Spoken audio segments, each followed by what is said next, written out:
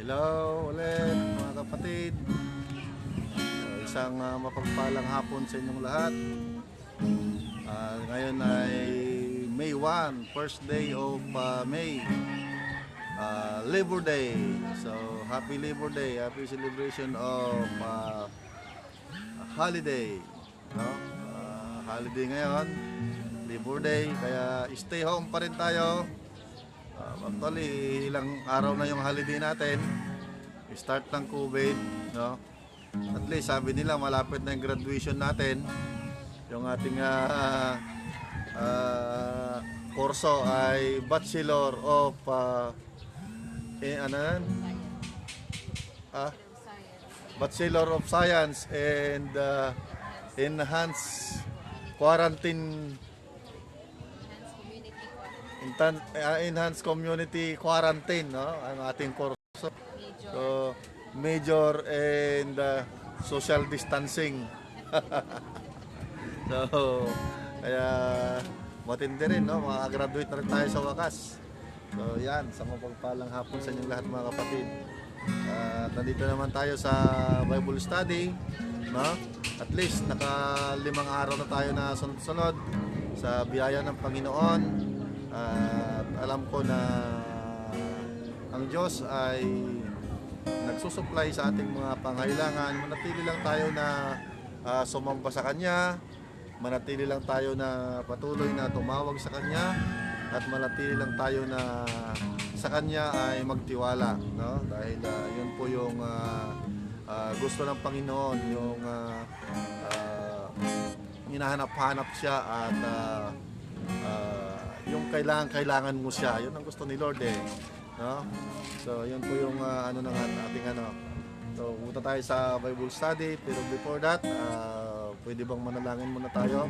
Sama-sama muna tayo manalangin at yumuko.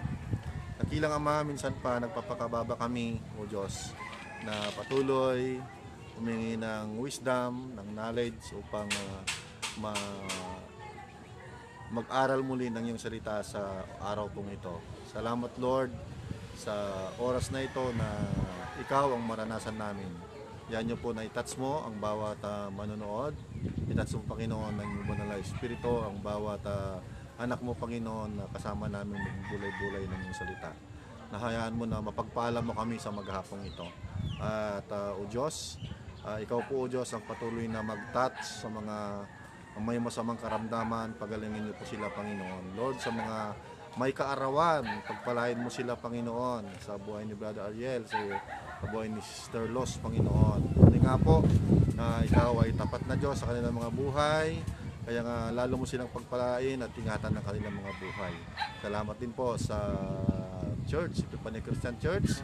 Pagpalain mo ang bawat kapatiran namin, ingatan mong bawat leader namin Panginoon sa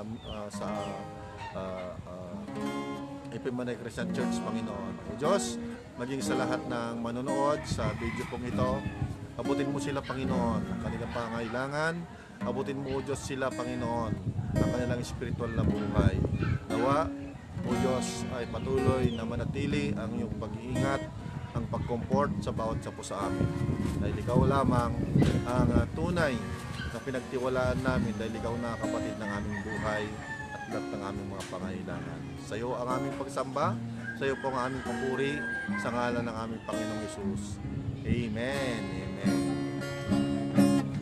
Amen. So dadako tayo sa Bible study.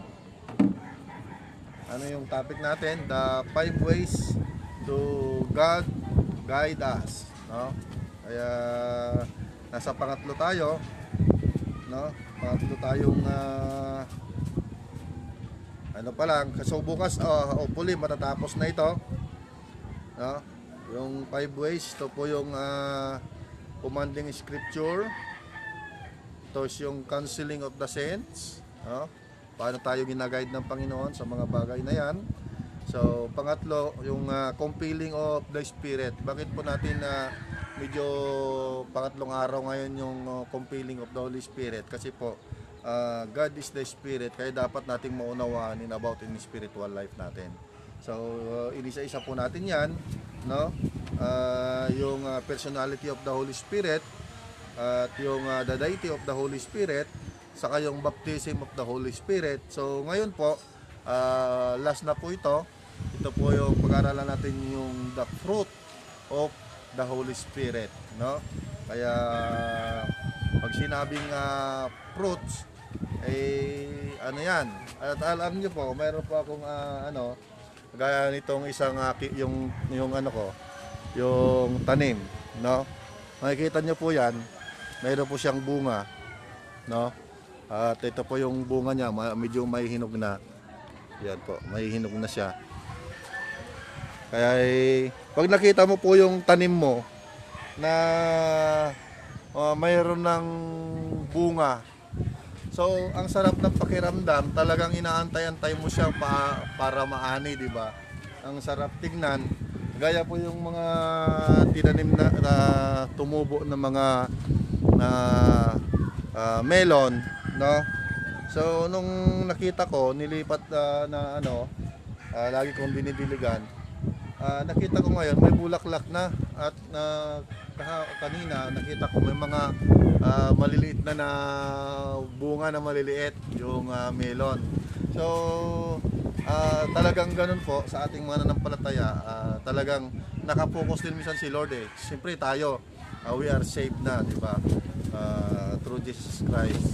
Siyempre, paano mo naman nasasabi na ikaw ay ligtas kung wala kang bunga? So akala natin minsan yung bunga ng banal na espiritu ay napakahirap gawin, napakahirap hanapin, pero di natin alam, minsan nagagawa na natin pala, bunga pala yan ng banal na espiritu.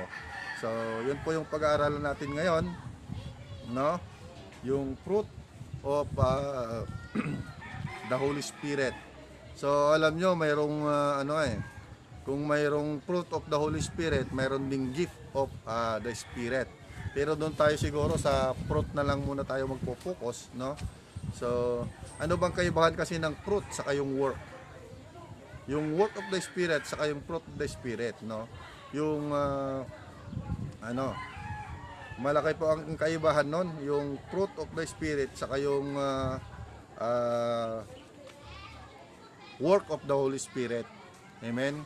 Kasi yung work of the Spirit, ito yung ginagawa mo, yung nagwo-work out sa buhay mo, ito yung lumalabas sa buhay mo. Pero yung work of the Spirit, ito yung ginagawa ng Diyos para sa'yo, no? Kaya nga namamangha ka, na aamis ka, dahil nga alam mo na andyan pala yung Diyos na nag-iingat sa'yo. So yun po yung kaibahan yan, no?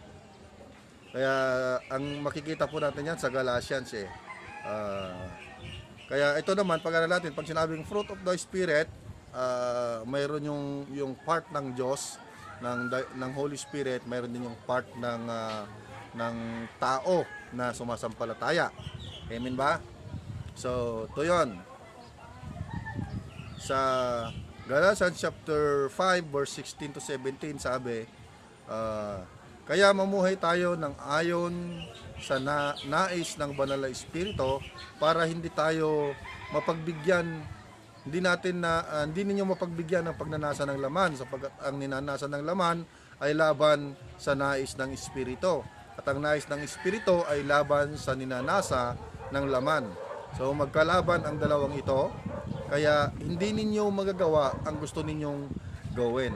Ito yung minsan nag-i-struggle yung tao, dahil sa minsan gusto niya, may kanta yan eh, gusto kong bumait pero di ko magawa, di ba? Nasa tao ang gawa, nasa Diyos ang awa. Sino yung kumanta nun? Si Francis Magalona yata. Pero sa atin mga kapatid, ang Diyos yung nagko-convict sa atin para magawa natin yung heavenly, no? Heavenly minded and heavenly desire, no? Kaya kahit gusto mo minsan na makagawa ka ng kasalanan, yung mga pero mas malakas yung conviction ng Holy Spirit, kaya ma-experience mo na humingi ka na ng sorry sa Panginoon, kasi nga ay mali pala yon, mali pala yon. Kaya magkalaban po yan yung yung nature natin, yung flesh nature kay doon sa Holy Spirit, no? Kaya yon, big difference between work of the flesh and fruit of the Spirit. Kaya napakalaking diferensya nito, no? Doon sa 18 verse 20 ng Galatia, sabi rito, ngunit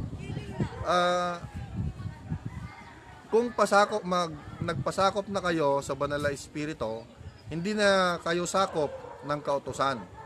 At ang mga taong sumusunod sa ninanasan ng laman ay nakikilala sa gawa. Alam nyo, nalikha yung kautusan kasi nga dahil doon nakatingin, no? Dahil sinabi ni Lord, dumayo kayo at magpakarami, no?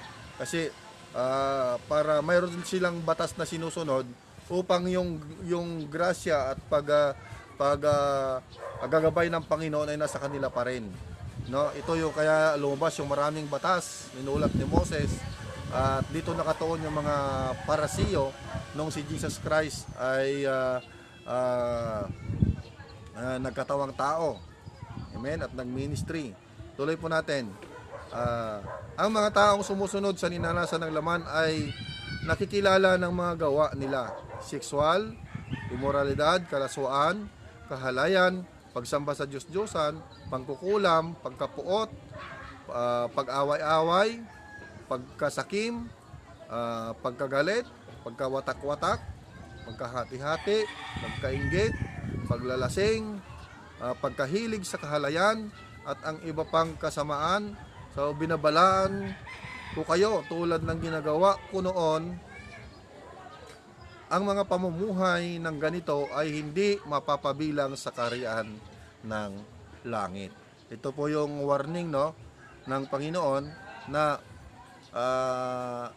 mapapabilang tayo sa kaharian ng langit pagka pinupuspos tayo ng banal na Espiritu. Ito nga kahapon yung pinag-aralan natin na yung baptism of the Holy Spirit. So mga kapatid, yun ang pinakananasahin natin, at pwede natin ipag-pray na kung hindi natin naranasan yung Holy Spirit, pag-pray natin na iparanas sa atin ng Panginoon yung kanyang Espiritu, na hanggat sa gayon magi-enjoy tayo sa ginagawa ng Panginoon sa buhay natin, no? Yung kind of fruit of the Holy Spirit. So ito nga yung natin, mayroon siyang ang Holy Spirit ay makikita natin na ito yung bunga, no? Bagamat singular siya, pero fruit wala siyang S, di ba? Singular. Kaya fruit, pero marami siya. Kumbaga sa ginagawa natin to as one, in the one Spirit, no? So through the Holy Spirit. Kasi isa yung Diyos na kumikilos sa buhay natin. So yun po yung nice ipaliwanag ng Diyos sa atin, no? Fruit is a singular, but marami siya, no? Marami siyang bunga. Okay? So tingnan, makikita natin yan doon sa Galatians chapter 5 verse 22 to 23. So ito sinabi, ngunit ito ang bungang makikita sa mga taong namumuhay sa kapangyarihan ng banal na Espiritu. Ang pag-ibig, kagalakan, kapayapaan, pagtitiis, kabutihan, kagandahang loob, katapatan, kahinahunan, at pagpipigil sa sarili. Kung ganito ang pamumuhay natin, hindi natin palag ang mga utos ng Diyos. Amen? So ito yung bunga ng banal na Espiritu. Ibig sabihin, kung nasa atin ito, di natin alam na nandito na pala sa atin, nagagawa na pala natin dahil lukob tayo ng banal na Espiritu. Ang sabi dito, kung nagagawa na natin ito, ay hindi natin nalalabag yung kautusan. Kaya sabi ni Kristo, narito ako para sundin yung mabigyan na katuparan ng kautusan, hindi para mabalawalang bisa. Amen? Kaya lahat na nakasulat sa Bible ay may bisa yan sa harapan ng Panginoon. Amen? Kaya nga may mga verses of Bible, may mga life verses tayo kasi doon tayo hinuhubog ng Panginoon, at doon tayo tinatawag, no, sa ating needs. no? Sa needs tayo tinatawag ng Diyos eh, no? Dahil sa needs natin, ay ipapakita na doon siya may puang sa puso natin. Amen? Kaya yun ang ano natin ng banal na espiritu. Yung love, kung ano natin yung love, ito ay yung divine love of God, no? Yung divine love. So kung naligtas tayo dahil sa pag-ibig ng Diyos sa John 3:16, so sa kapwa nating nabubuhay sa mundong ito, spread din natin yung love ng ating Panginoon, no? Share natin yung salvation, share natin sa kanila kung ano yung meron tayo, yung ating kaalaman, yung ating pananampalataya, no? Share natin kung ano yung ginawa ng Panginoon sa atin. So, yan. So, dahil sabi sa 1 John chapter 4 verse 16 to 17, kaya nakikilala natin ang pinaniniwalaan, ang pag-ibig ng Diyos sa atin. Ang ating pag-ibig at ang nabubuhay ng may pag-ibig ay nanatili sa Diyos at nanatili rin sa Kanya ang Diyos. Sa ganitong paraan ay nagiging ganap ang pag-ibig sa atin para panatag tayo pagdating ng araw ng paghuhukom. Yun na, yung love na yun, yung divine love na lumulukob sa atin pagdating ng paghahatol, siyempre sa pagdating ng judgment, pagdating ng paghuhukom sa huling araw, no? Yung pipiliin ng Diyos yung mabuti at masama, dadalhin ni Lord yung mabuti sa rapture, mga kasama, no? Dahil sa araw ng paghuhukom, dahil sa pamumuhay na natin dito sa mundo ay katulad kay Kristo. Kaya nga sa Galatians chapter 2 verse 20, sinasabi doon na hindi na ako nabubuhay kundi si Kristo na nabubuhay para sa akin, no? Napakasarap po, no? Kaya pangalawa po na fruit, una yung love, pangalawa yung joy. Pag sinabi ito yung joy ay yung kagalakan, no? Minsan kasi ang inaiisip ng tao yung kasiyahan lang eh, pansamantala. Pagkatapos ng kasiyahan, wala na, malungkot na ulit. Kaya yung iba nagiinom para nakalimutan yung problema. So nagkasiyahan na muna sila. Pero pagkatapos ng inuman, no, wala na. Pero ang Panginoon, ang joy na ibinibigay niya rito ay forever joy. Dahil ang joy na sinasabi rito yung deep gladness, no? Yung malalim at marubdob na kagalakan, no, na kahit nakasimangot ka, alam mo sa puso mo mayroong kagalakan dahil mayroong Kristo ka sa buhay mo, mayroong Diyos sa buhay mo. Amen. Kaya sinabi nga ni Lord doon sa Philippians 4:4 na rejoice in the Lord always. I will say again, I will say rejoice. Magsayo kayo lagi sa Panginoon, no? Kasi ito yung bigay ni Lord sa atin, no? Pangatlo, peace, di ba? Kapag enjoy tayo sa buhay kung mayroon tayong kapayapaan. Kapayapa tayo eh. Something like now, na panahon na to, COVID. Siyempre, alam mo na hindi ka tatamaan ng COVID kasi nga you are safe, no? Kasi sumusunod ka eh sa ating government. Hindi ka lumalabas sa bahay nyo at doon ka lang, nagpapalalim sa presensya ng Panginoon. We sure na tayo ay safe, hindi matatalab sa atin yung COVID dahil covered tayo ng banal na dugo ng ating Panginoong Hesus. At nakatitiyak tayo ang biyaya ng Diyos ay nasa atin at covered tayo. So, yun, the peace of God, no? This is the peace of God, di ba? Every time na magpapakita si Jesus sa mga apostoles niya, di ba? Nung sinugo rin niya yung mga apostoles niya, sabi niya, pag pumasok kayo sa isang bayan, sabihin nyo sa bayan na yan na ang kapayapaan ay nandyan. O pag pumasok kayo sa isang tahanan, ang kapayapaan sa tahanan ito ay manatili. Pero pag hindi kayo tinanggap, ipampag nyo yung mga paa nyo dahil hindi nila matatanggap yung kapayapaan na nagmumula sa Panginoon. So ito ibig sabihin, yung ating desire, yung ating gusto ay na ano tayo, no? Doon yung pinakabunga sa ating mga kung gaano natin na-accept ng mga word of God, no? Kung paano natin na-achieve yung mga pinapagawa ng Panginoon sa buhay natin. So, nagagawa natin, meron tayong kapayapaan. So, minsan may mga pastor na ang gulo-gulo ng isip, may mga lingkod ng Diyos na talagang iniisip lagi yung ministry. So, parang walang peace, di ba? So, nalulungkot. Pero pag alam mo na ministry ni Lord yan, hindi mo yan ministry. So, hindi ka mamumroblema. Maging sa sasabihin mo, maging sa i-preach mo, sabi nga ni Lord, huwag kang mag-alala sa sabihin mo. Basta pumunta ka lang, ako na bahala, di ba? So, sabi nga doon kay Caleb sa kay Joshua, magtatagumpay sila dahil sasamahan sila kahit saan sulok, saan dulo ng daigdig. Magganon din yung sinabi ni Jesus Christ pag ano nga yung great commandment, di ba? At bautismuhan mo sila, di ba? Sa ngalan ng Ama at ng Anak ng Espiritu Santo, at saan ka man pumunta ay sasamahan kita. So, nandun yung peace natin at yung kapayapaan na yon, dahil mayroon tayong Diyos, nakasandal tayo sa Diyos. He is our you are my hiding place.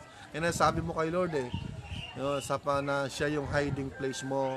Siya yung sa Kanya, pag nasa presence sa Kanya, doon yung kapayapaan, walang panganib, iniisip mo na walang mangyayari sa iyong masama dahil you are in the good hands of the Lord. Amen? So, yan, yung pangatlo. Pang-apat, ito yung long suffering, no? Isa yung mga nagtitiis, di ba? Sabi nga ni Brother Bong dati, ako matagal na ako nagtitiis sa ulam na target, di ba? Yung ulam na target yung pag kumain, yung kanin lang, ang target niya yung asin. Tatargetin muna yung asin bago niya bago subo ng kanin. So, may mga pagtitiis po tayo, pero nakikita natin na tuloy pa rin ang buhay kahit anong pagsubok, kahit anong natin, tuloy pa rin ang buhay kasi alam natin na ang Diyos yung patuloy na kumikilos, gumagawa ng paraan alang-alang sa ating buhay. So, long suffering. Pag sinabing long suffering, andito yung pinananatili natin, na manatili sa buhay natin yung patience, yung pagpasensya tayo, no? Pumapasok to sa kaugalian ng isang tao. Amen? So, ano yan ang mga fruit of the Holy Spirit. So, yan, long suffering. Panglima, ito po yung kindness, yung gentleness, no? Pag sinabing gentleness, andito yung kababaan ng loob, yung kindness. So, kumbaga sa mapagkawang gawa. Amen? Kaya nga ito yung puso. Kaya naalala nyo si Leo Marcos, di ba? Mayroon siyang gentleness sa puso niya na binigay ni Lord. Na alam niya na kahit ibigay niya lahat ng kayamanan niya, basta lang mabuhay yung mga natutulungan niya. So, it's a great, no? Dahil alam niya rin na sa lahat ng ginagawa niya, iningatan din siya ng Panginoon. Amen? Kaya, yon, the graciousness of God, no? Ay kasama dun sa fruit of the Holy Spirit. So, pang-anim, ito yung kindness. Goodness pala, goodness.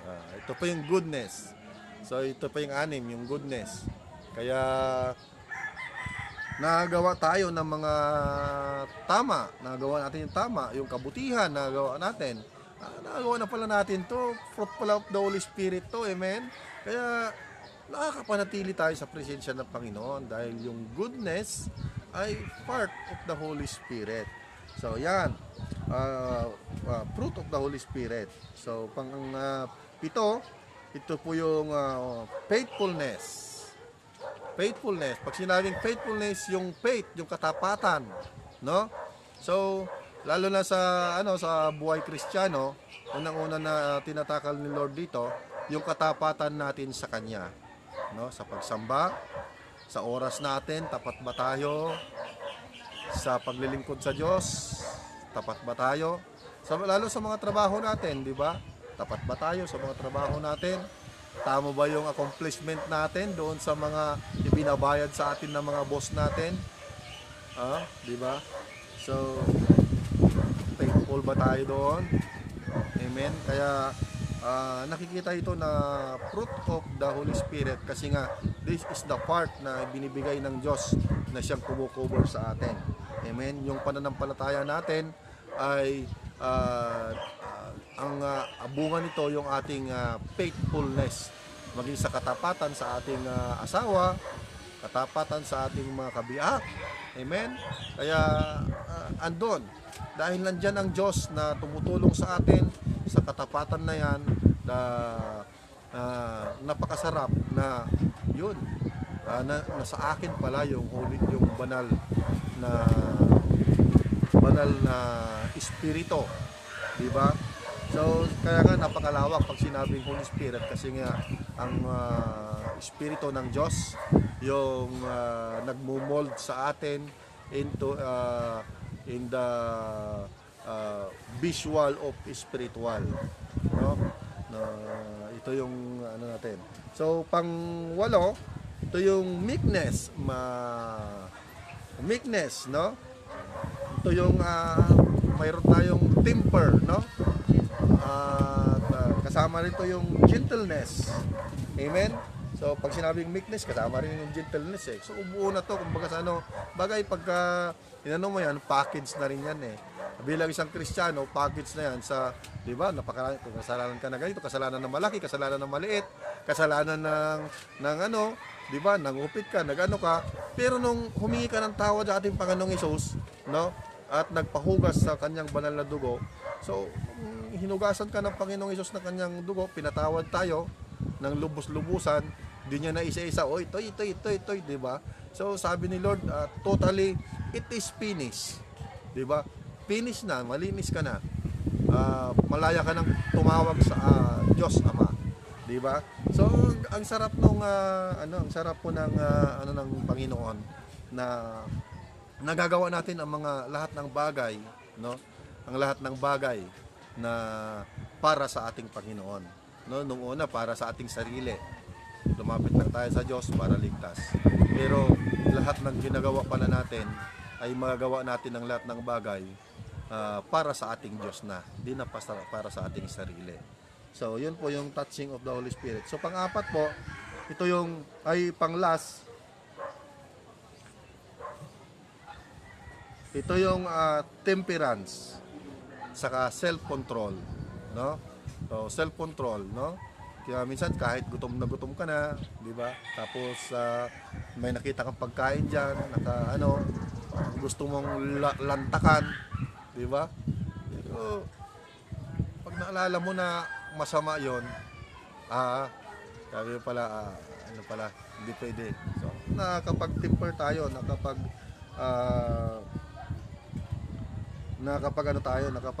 nakokontrol natin yung ating sarili, no? So kaya napakahirap ng buhay pag ang Diyos ay hindi natin nararanasan sa ating buhay. Kaya po ang gusto ng Panginoon sa atin, no, yung makita sa atin yung bunga ng banal na espiritu, no? Kagaya ng pinakita ko sa inyo, yung bunga ng atis ko, inaantay-antay ko yan na mahinog para matikman man lang, di ba, kung anong lasa nito, kung ano ito. Pero din si Lord, nung niligtas niya tayo, inoffer na yung kanyang buhay bilang offering para sa ating mga kasalanan, para tayo magkaroon ng buhay, para meron tayong relasyon sa Diyos Ama, manumbalik ang relasyon natin sa Diyos, maging open ang heaven sa ating mga panalangin, na papakinggan ni Lord yung ating mga panalangin, ay yun ang hinahanap ni Lord sa buhay natin, yung fruit of the Holy Spirit. So, yun po yung ating yan lang po yung ating natin. At kung gusto niyo pong pagbulay-bulayan pa ng lubusan, marami pong verses sa Bible na about to the Holy Spirit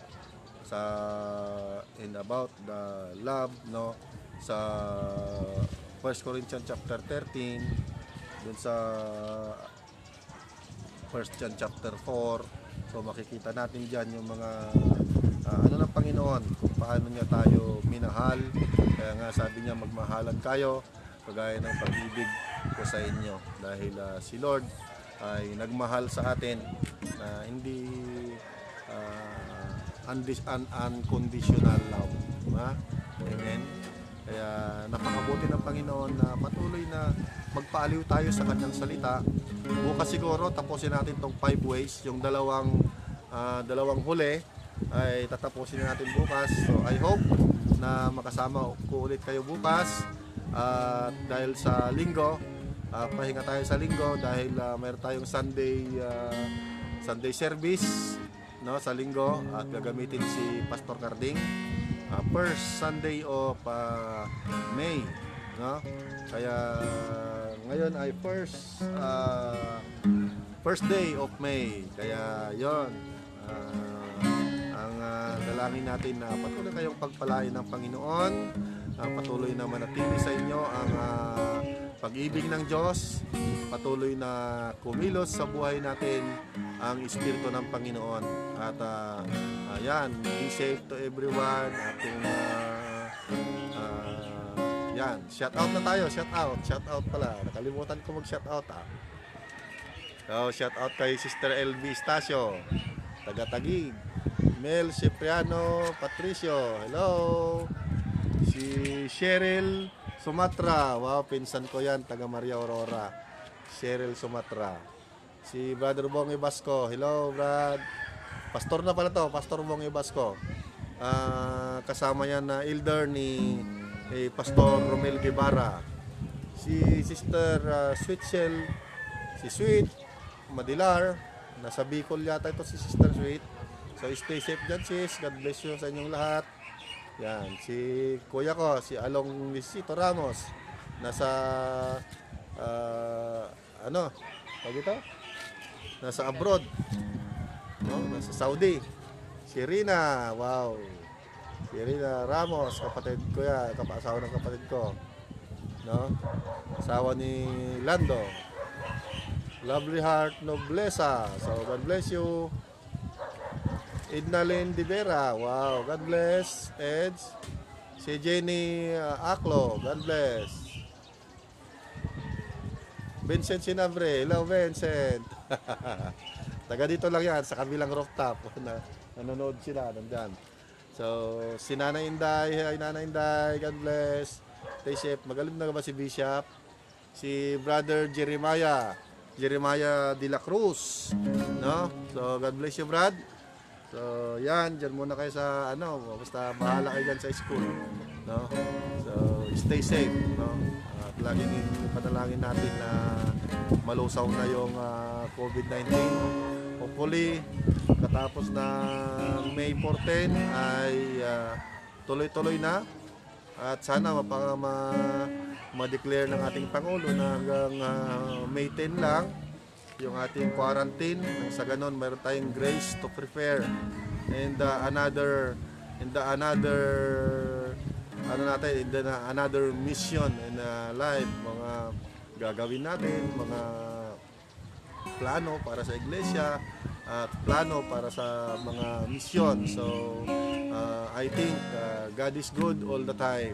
Talagang declare natin na ang Diyos ay napakabuti at hindi siya nagbabago, hindi nagkukulang at hindi nagpapabaya. Siya yung nagsisiyasan sa ating mga puso at siya yung nagpapala sa ating mga puso. Amen? Amen. Siya sa ating puso ko,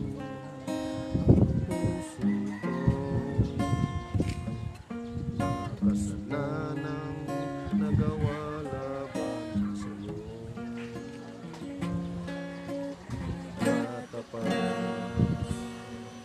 Sumasamo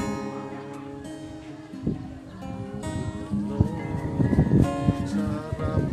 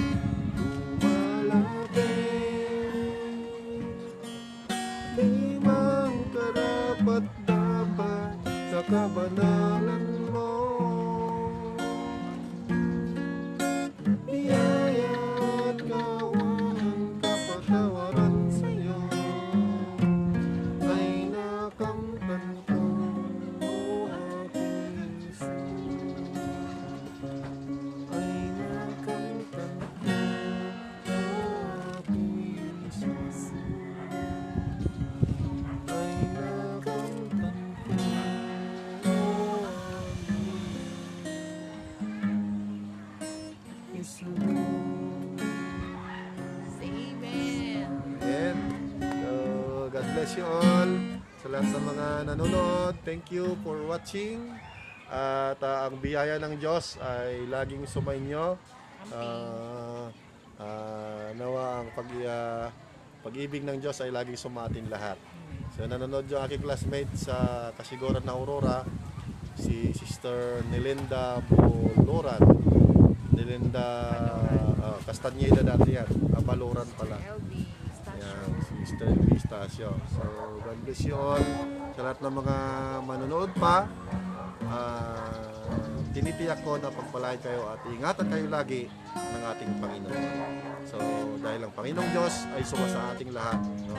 Ang biyaya niya ay laging sumating lahat, at ang pagpapala niya ay ibubuhos sa ating lahat. At ano man ang nawala sa atin, lahat na gastos natin, ibabalik ni Lord yan ng doble-doble, triple-triple, at isa-isa sa daang false. So, amen. So, God bless. God bless. Thank you sa dalawang nanonood.